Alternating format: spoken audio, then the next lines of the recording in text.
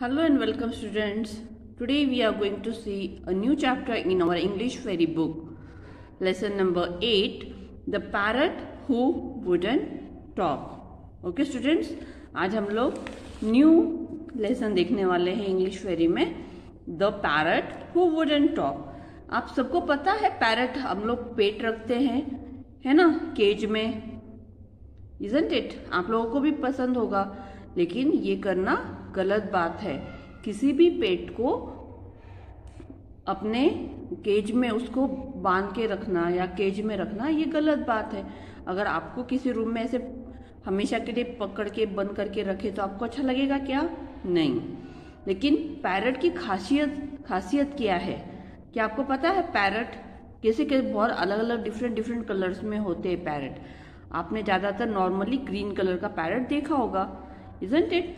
तो पैरट की खासियत ऐसी है कि वो हम जैसे बोलते हैं वैसे वो भी रिपीट करता है ना, बोलता है. बोलने वाला पैरट सबको पसंद आता है ना बच्चों, आपको भी? तो आज हम लोग ऐसी एक स्टोरी देखने वाले हैं. यहाँ पर आप लोग देख रहे हैं बहुत सारे अलग अलग बर्ड्स है. हर एक बर्ड की अपनी एक खासियत होती है. ये वाला बर्ड रन कर सकता है, भाग सकता है, करीबन आधा घंटा बिना रुके वो भाग सकता है. ये बहुत दिखने में सुंदर है. वो स्विम करता है पानी के अंदर. ये वुड पेकर है. ये अपनी चोंच से पेड़ के ट्रंक में होल कर सकता है ना. इसी तरह पैरट की भी खासियत है कि वो हम जैसे बोले वैसे सेम टू सेम वैसे वो रिपीट करता है ना.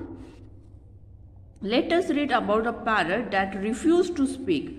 आज हम लोग जो पैरट की बात कर रहे हैं ना, वो बात करने से रिफ्यूज कर रहा है, बात नहीं करना चाहता है वो. Find out the twist in the tale. आज हम लोग जो ये स्टोरी देख रहे हैं इसमें क्या चेंजेस आते हैं, क्या ट्विस्ट आता है, वो हम लोग देखेंगे.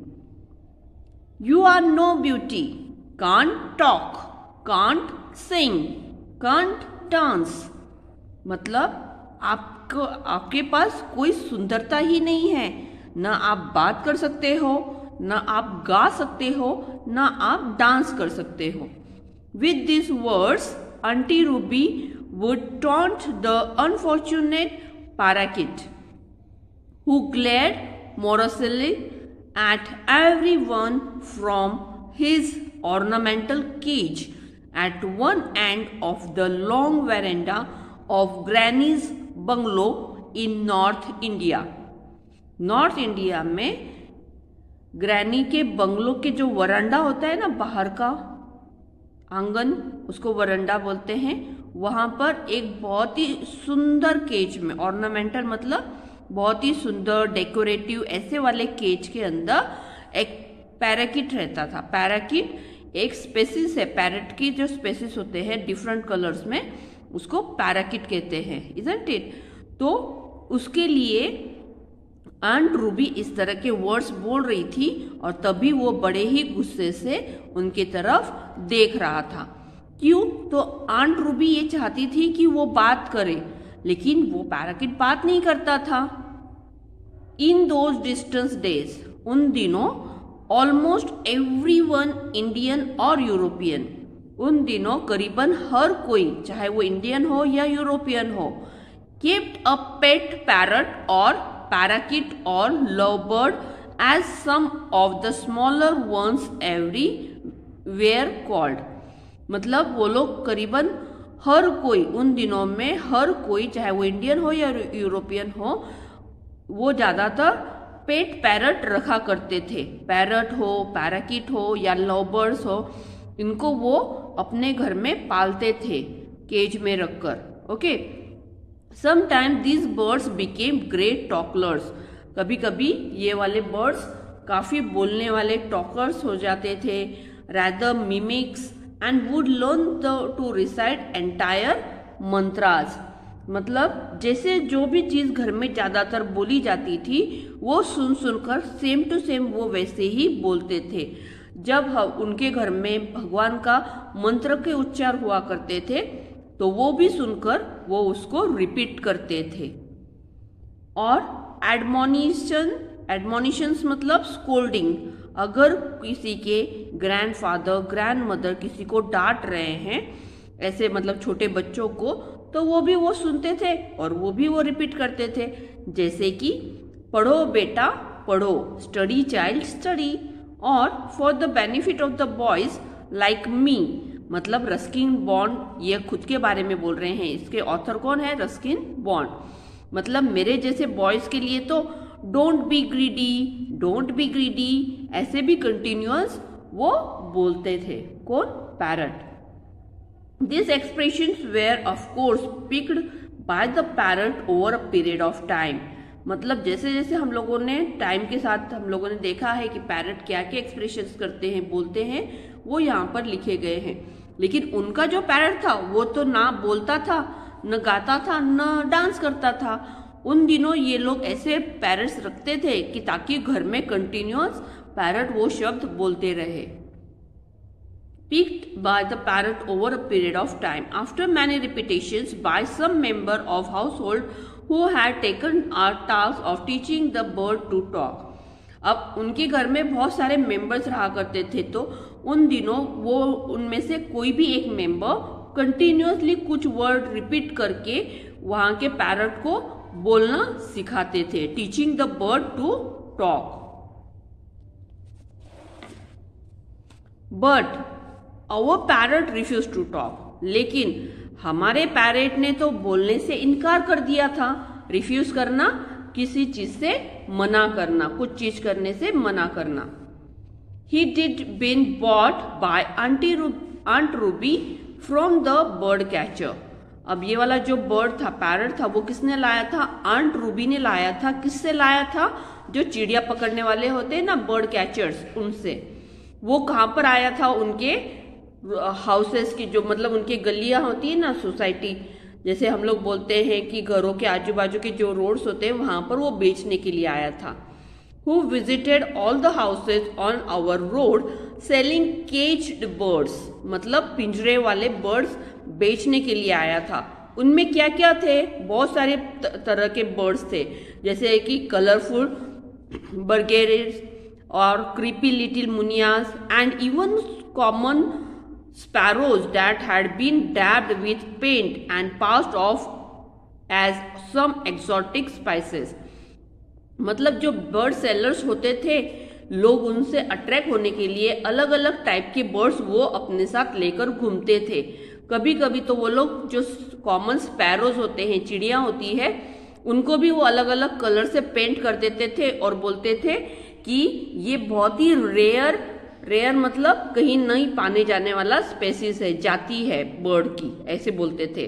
ओके, उनके पास में बहुत सारे टाइप के अलग अलग बर्ड्स थे, बड़े बर्ड से लेकर तो छोटे मुनियास तक। Okay, Neither granny nor grandfather were keen on keeping cage birds as pet, but Auntie Ruby threatened to throw a tantrum if she did not get her way, and Aunt Ruby's tantrum were dreadful to behold। मतलब अब उनके घर में neither मतलब grandmother और grandfather दोनों भी इस चीज से मना करते थे कि उन्होंने केज में बर्ड्स एज अ पेट उन्होंने नहीं रखना चाहिए।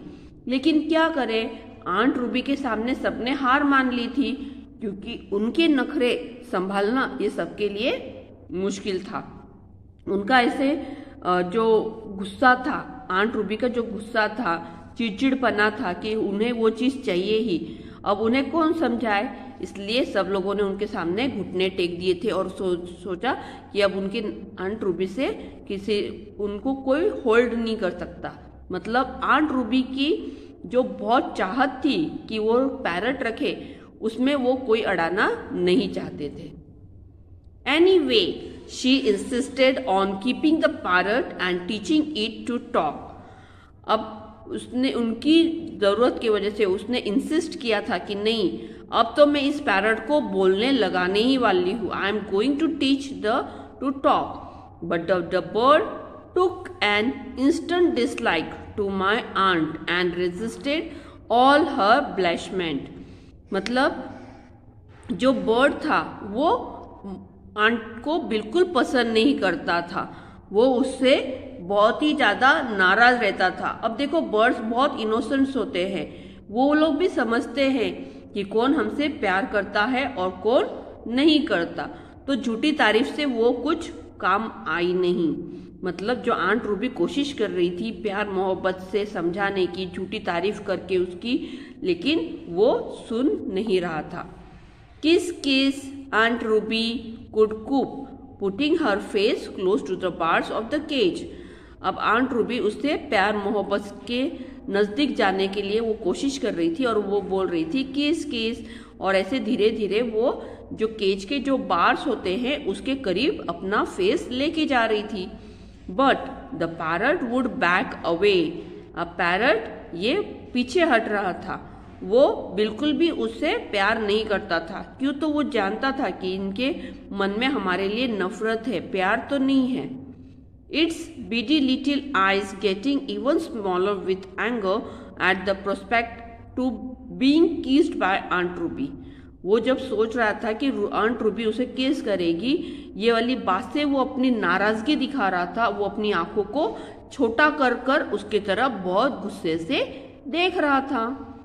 And on one occasion it long forward without warning and knocked by aunt spectacles of her knows.